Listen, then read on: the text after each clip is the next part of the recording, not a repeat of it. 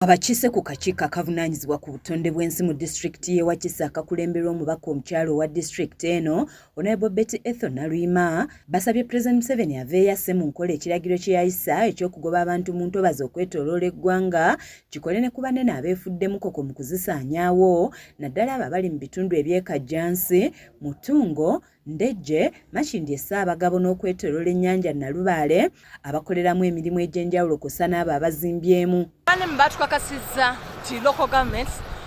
zeziba mu nsonga zino naye twabasabye leero bajje tutambulire wamu kijja kyanti leero nema tetuli nabo lwaki baganya okujja mu nsonga zino tuzitereremu tulabire eddala nga buli omu ayonoonye olutobazi tumujja mu Uganda tumugoba mu lutobazi angu ddala ebizimbe bisaanyizibwewo kubanga ekiragiro kyo lifuuka tteeka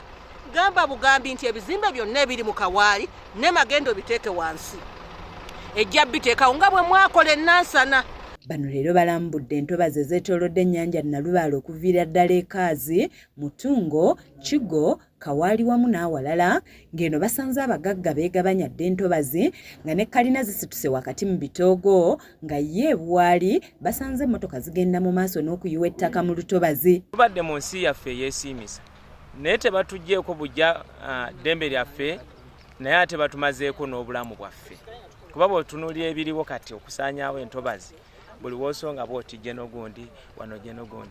kati yona bagenze bayiwamu ettaka so tetukyanzeewo bali mu ntobazi betemaatemeddemu poloti. Bagamba nti ekyennyamiza be bantu abankuseera abayigganyizibwa nga bwe gwali kubaagobwa mu lutobazi lw'ekitoogo kya Lubigi mu bitundu eby'Enansana kyokka eno bazimbyeyo bibuga nga ne kampuni emirimu gikwaza ng'eno wasingayo banene omuli n'ab'amagye. Tuuseewo kampuni z'abantu banene ate nga ba mu gavumenti basirikale bokka tewali civilian n'omu. Bajjeno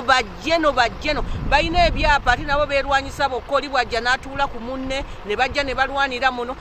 Omuwandiisi w'akakiiko kano obuzibu abutadde ku banene mu gavumenti abawa abannema ebiragiro kyokka ne biba nga bikola ku bamu ng'agamba nti kino bwe kinaagenda mu maaso entobazi si za kutaasibwa. Kino ekiri wano mu Kawaali nnema nsajja yattu oba nkazi yattu talina kyesobola kukolawo kubanga abali mu lutobazi lwa Kawaali be bakama bannema. Ye Honorable Nalwima agamba nti mu ggwanga mulimu abaana n'ebyana ng'asabye abannema nti bwe banaaba baddamu ebikwekweto byabwe basookere mu bitundu nga bino ebirimu abagagga. Naye lengera ekiri wano olutobazi luno lwonna naluweddewo